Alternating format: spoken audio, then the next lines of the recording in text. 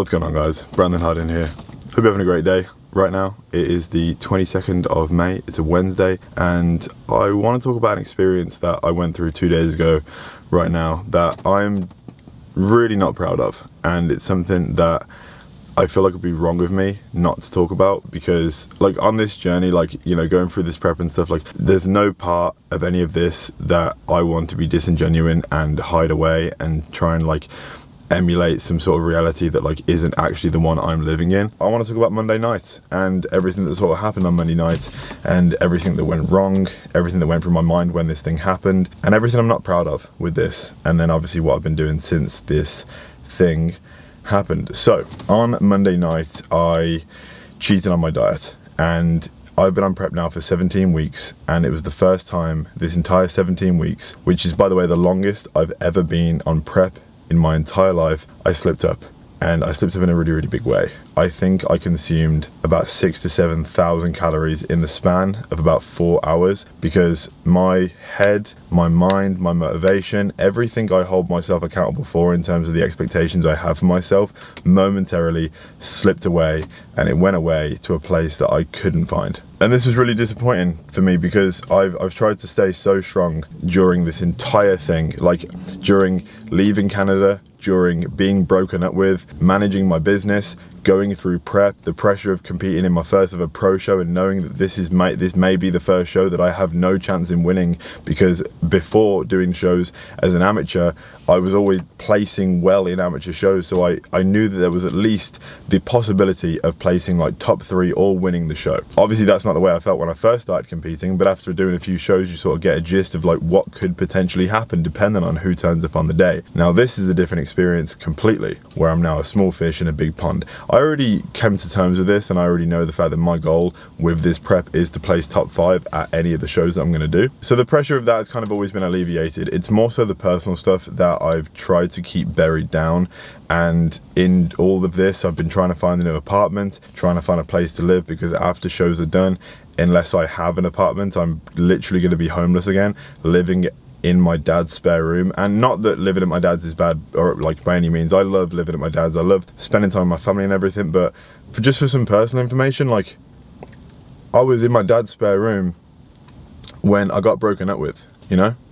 I don't want to go back there, I really don't. And so I want to find a place, I want to find a place to move into, with everything being so like diligent and structured, and making sure that not only all these things with prep are going perfect, because that's the number one priority to say the least, it's that the business is running smoothly, that I'm having athlete calls. I just started coaching, so all of my coaching calls and I'm giving myself wholeheartedly to the clients that I'm bringing on to help, and applying myself to the idea of coaching, which is something I've always wanted to do. And I've already had a bunch of these calls, and I've got clients currently set up now, and I couldn't be happier about it. I will talk about it a little bit later if it's something you are interested in, but as of right now, it's just making sure that I'm navigating all of these things with a positive mental health perspective, on balance, on making sure that I'm being there for myself, that I'm able to feel these things that I need to feel, because I'm going to implode, because I just have this tendency to go through things in life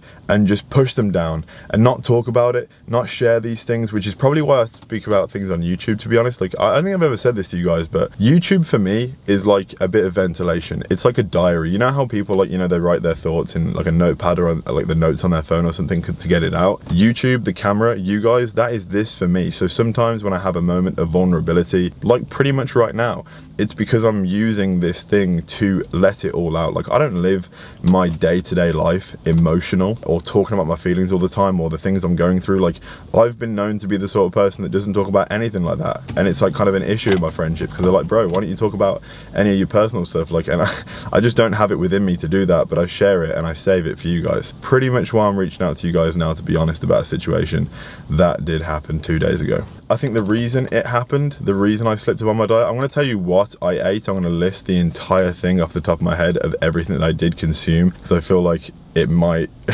be interesting to know how much somebody can freaking consume in a moment like this in a matter of 4 hours. After doing some like soul searching and trying to understand the reason why, because it goes deeper than just like, bro, you were just hungry and you wanted to eat some good food. Because like, I enjoy the food I eat on prep, it's not that. And yes, I'm hungry. Yes, I'm under 3 weeks out now. Yes, it got to the point where I started to see my physique and I was like a week and a half out, like I could be ready like this. And that gave me a little bit of a incentive or confidence to say, if I eat right now, it's not even going to matter, because I'm going to be ready, because I've done this before. Like, I've cheated on my diet in previous years, and in previous years it has been a lot more frequent and a lot more food and a lot more disingenuine to myself, as in not being honest about any of this stuff, because I have been honest a few times, but there's been so many times where it's happened in previous years where I kept it to myself, where I didn't own up and I didn't tell anyone about it. Even if it was something small, where I had like my entire day mapped out, but before bed I'd have a bagel with some jam that wasn't on my plan, and then I'd have a bowl of cereal on a different day, or maybe I'd order a pizza, or maybe I'd have a pig out. Like, it all happened at different capacities, but it definitely all happened at certain points since I've been 19 years old. I'm 27 years old now, and I'm doing my first pro show, going from being an amateur and knowing nothing about anything to do with bodybuilding. These things have happened, and I thought I was over it. I thought I got so much better at dealing with this stuff. One thing a good friend said to me recently, he was like, bro, yes, you've done preps before, but you've never done a show this big before. You've never set out a goal to do so many shows, because I've only ever competed in 2 before in a row in a single prep. I've aimed to do 4.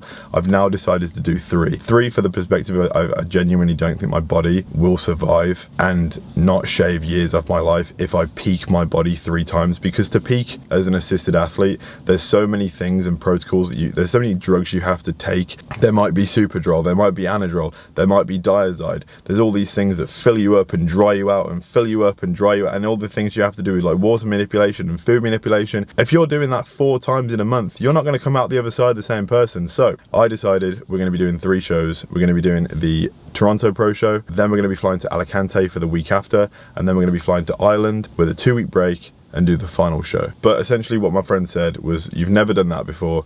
Also, you've never done a prep running a business at this capacity. You've never been on a prep where you've been dumped and broken up with and had to deal with those emotions and ask questions why, and then obviously like see things on social media, people saying certain things about their narrative of what they believe was true and what this and that. And like, I've received so many DMs about cheating on Geordie, as if I actually cheated on her, which breaks my heart, because I didn't so much as even touch someone else. Like, I didn't even hug another person in 4 years, and people think I cheated on her, which sucks. Like, the reality is like my ex relationship, like obviously, you know, I dated Brittany. If you've been watching this long, like I did cheat on Brittany, and I was so like not proud of that, and I spent so many years questioning like why I was able to like do these things, and I you know, dwindled it down to like immaturity, or maybe a lack of respect for myself and obviously the relationship I was in, or not feeling like I was with the right person, as if how I was able to do this stuff, right? I made a promise to myself before I got into another relationship. This is way before I even met Geordie. I was like, you will never do this again, bro.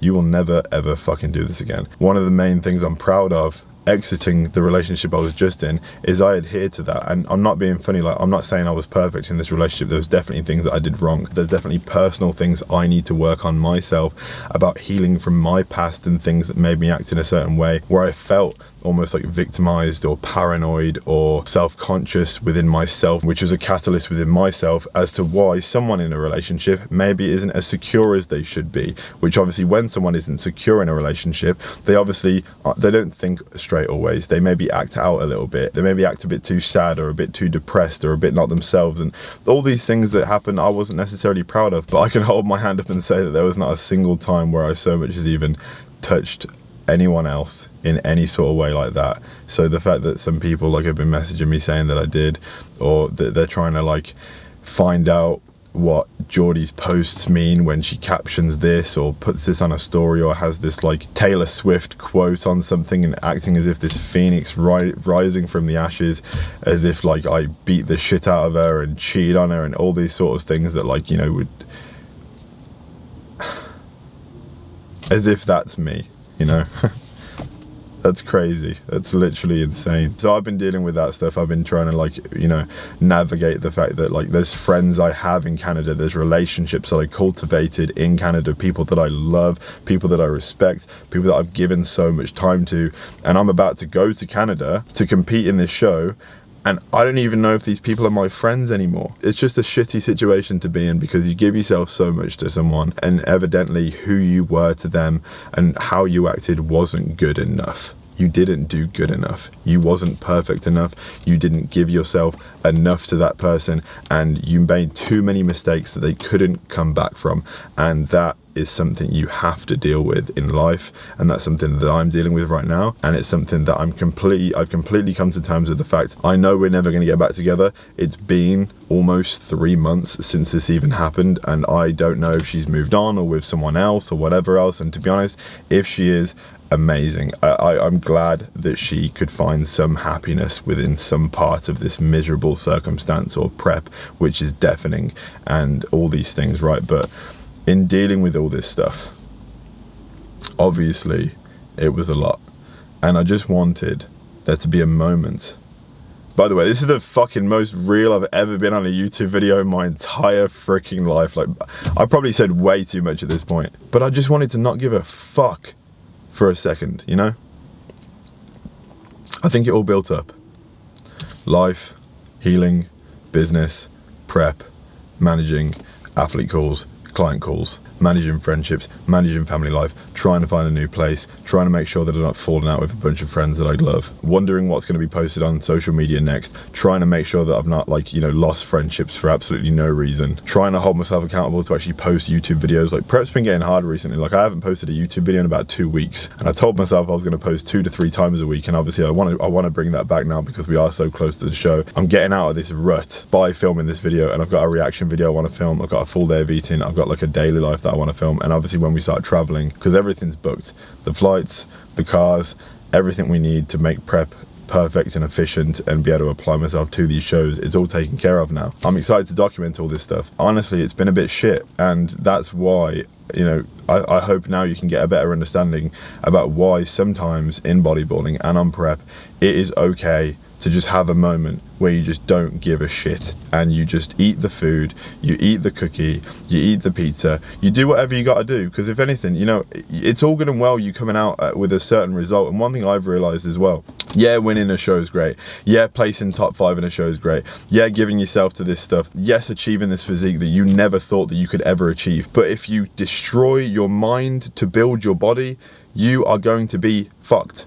That's it. You're literally going to be nothing but a shell and a physique that emulates all this time and effort and all these hours collected to showcase this thing that people are going to be inspired by, or they're going to be proud of you for. You've come so far, bro. You've built this thing. You got your pro card, but you sacrificed your mind. And that is something that I will never do. That is the reason I started getting therapy. That is the reason for the first time I started leaning on friends and family, because it's something I've never done. I've always been, or always saw myself as this, like, you know, one-man army, like lone wolf sort of thing. And that's not like, you know, I don't actually like look at myself in the mirror and be like, you're a lone wolf. You know what I mean? I've just always had the, I can deal with it myself mentality. Like, if there's an issue, I'll fix it. If there's a problem, I can handle it. If there's something that goes wrong, don't worry, I got it. But sometimes the weight of life and the responsibilities that you put onto yourself, sometimes you need to lean on other people because they're there to help you. The people that you have in your life, if they're good friends and if they're there for the right reasons, they should be people you can lean on. And I know for a fact how lucky I am to have the support that I have. When I posted the fact that I cheated on my diet on my story, I probably received about 2,500 messages of people being like, it's okay, bro, like, don't worry about it, man, you're gonna get back on track, and all these kind words. And maybe there was 1 or 2 like negative ones, but like, that's always going to be the case when you share your life on social media. There are always going to be people, probably even in the comments on this video, like, sort your life out, bro. There are people that are going through a war right now and being blown up and all this sort of stuff. Like, how can you even, you know what, make a donation then. Go there, help them. Like, you can drop all your comments on social media, but go do something about it if it really bothers you that much. Because if that was the case, you would feel bad every mouthful of food you take. When you're at home at night and you order a pizza, you're going to be feeling guilty that you're even eating because there's people in the world that can't eat. It's an absolutely ridiculous mentality to have, to think that other people in life can't be suffering in their own way based on their own circumstance just because there's someone else out there that's worse off, can't eat, poor, has a bad circumstance in life, or going through something worse than you, so that other person isn't allowed to feel the things that they're meant to feel. I saw so many comments like that, and I just feel bad for these people because you're just so far away from reality. You're just so unable to see the world in front of you and what reality really is and people's emotions. And I feel bad for people that you know in your life, because you must be someone that can't be lent on. You must be someone that can't be there for other people, because guess what? You probably can't even be there for yourself. Man, I'm going off right now. Man, I'm letting it all out. But yeah, so to deal with everything that I was dealing with, obviously every mouthful was a consumption of calories, and I basically ate all of my emotions in calories. I went to a petrol station. It was actually 2 o'clock in the morning, and I was laying in bed. I'd had all my food for the day, and something switched in my mind, and I was like, you know what? Fuck it.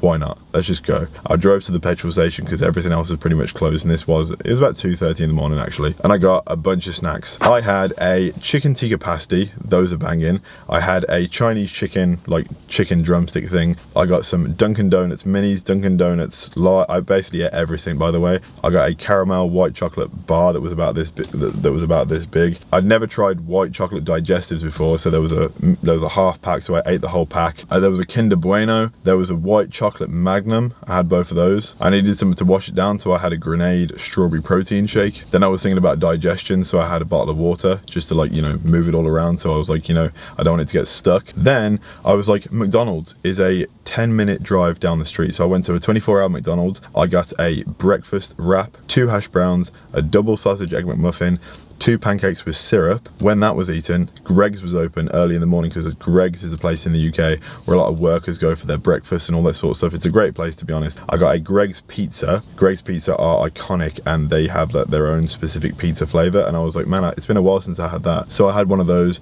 I had 2 Yum Yums, which are basically just like long folded pastry donuts. They're basically, they kind of taste like original glazed donuts, but they're folded in a way and are much more like soft and velvety. Had 2 of those, and then I literally sat in my car for about half an hour to an hour and passed out from the food coma that I was in. I don't know how, I'm saying that was about 6,000 calories. Maybe it was less, maybe it was more. I do think it was less. I'm just kind of trying to, like, you know, go above, just in case I'm going less and making it seem like better than it really is. I'd rather go above. I got back home at 8 AM in the morning. I'd been awake all night, eating food and burying my emotions. I'm only saying this to be completely honest with myself, and I want to show people the reality of what prep can do to people. You are essentially emulating a controlled death because the body is in survival mode, and it really just, like, everything chemical changes in your mind to convince yourself that you need to eat to survive. So you're ignoring the natural bodily instincts. As well, you're taking a bunch of anabolics to force your body to be in a place and do a thing that it was never naturally meant to do. As well as that, you're on injectables. So the chemistry of your mind and body is all completely off, as well as dealing with life's tribulations. To say that someone can go through a prep and be completely balanced as if a Shaolin monk, unwavered by emotions, would be absolutely ridiculous. Really think about that for a second. This is me opening up about the reality of what I've been going through over the last 2.5, 3 months. Because as of right now, I've been on prep for 17.5 weeks, and we compete in 2.67 weeks. So I woke up this morning, it's been 2 days since the binge, and all the water's now draining away. I'd say I'm about 50% there. I woke up yesterday, obviously a day after, and my legs were just like really itchy because they were just filled with all like the water and the glycogen and everything. And I had definition in my abs, of course, and I took a picture of like myself in the back, and my back was completely fine, but obviously all the water sort of settles in your ankles and your feet. I woke up today because I literally just came to the car to drive to the gym to do cardio, because I literally woke up about half an hour ago. But I woke up and I was like, wow, like so much has already shifted, because I've cheated on my diet before and I sort of know how it works. Like your body sort of bounces back in the flushing of the water from the reaction the body has to all these carbs, fats and sugars. You obviously hold all that water, but if you're still doing cardio, you're still taking everything you're taking to burn fat. You're still burning fat underneath the water retention. Having done this before, I know for a fact that in the next probably 2 days, having been 4 days, I'll be pretty much back to normal. And because of the fact that I was still burning fat underneath the water retention and flushing away, the physique I'll be met with will probably be leaner than it was way before the binge anyway. So am I worried about condition on stage? No. Am I worried that I'm going to be small? Now less so, because I filled myself up so much and I'm so full of glycogen. Obviously this would have been something Calla would have done with the peak protocol anyway, but in fact, no, I'm still scared of being small. I'm still obviously petrified. I'm honestly going to do this to have fun, to see what I look like next to some of these guys that I never thought I'd step on stage with. There are a bunch of small and big wins from even just doing the show. The result at this point doesn't matter. It would be nice, but I'm not going to feel like I failed. Even getting to the end of this prep, because the longest prep I've ever done was 16 weeks. By the time everything's over and the island show's done, we would have been on prep for 23 weeks. If I get to the end of that, I've already won. And through this time, coming out of what has happened in terms of the breakup, realizing who my friends are and leaning on them in ways that I never thought that I could, I've won in that respect too. I now live in the UK. I'm not in Canada anymore. I'm so much better off here because I can see my friends, I can see my family, and I've won in that respect as well. I'm able to apply myself to my business that is based in the UK, so I win there as well. I'm able to gain independence and find a new place and get a new apartment, which I actually saw yesterday, so I feel like I'm winning in that respect as well.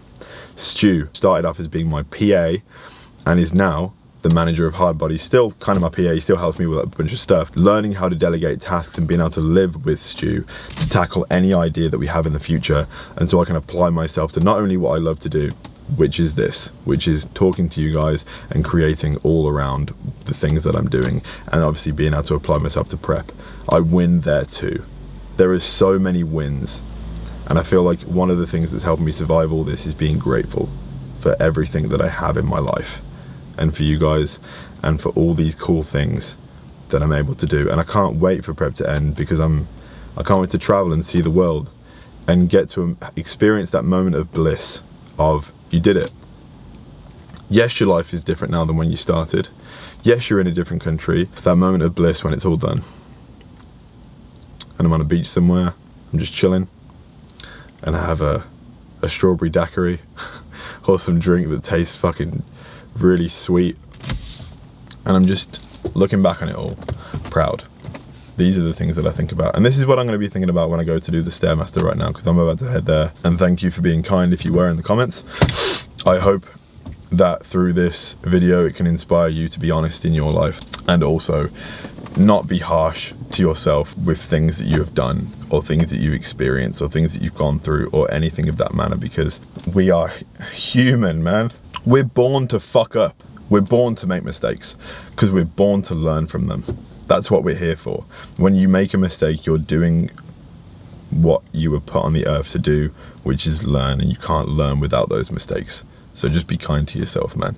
Before I end this video, I mentioned previously about obviously everything to do with coaching. I'm gonna make a video breaking it down right now because my books are currently full. I posted the waitlist on Instagram and everyone has been signing up to the waitlist. I'm gonna link the waitlist for coaching down below. It's about 6 questions. It's just questions I need to know to be able to reach back out to you for coaching, because as of right now, I've hit capacity with the amount of clients that I'm currently speaking to get signed on and to get them all started. When everyone's onboarded and when everyone has received their plans and everything, when everything's going for everyone, I'll then be contacting everyone on the waitlist. So obviously if you do want to be contacted by myself, expect a text from me at some point and we can book a call and talk about everything to do with coaching. But please, please, please only join the waitlist if you are interested in actually being coached by me. This coaching is for pretty much anything you might want to do, whether it's an off season, whether it's a prep for classic bodybuilding, men's physique, bikini, wellness, figure, cultivating healthy life habits, whether it's like getting to a place within your fitness journey where you are following a program that you can genuinely be proud of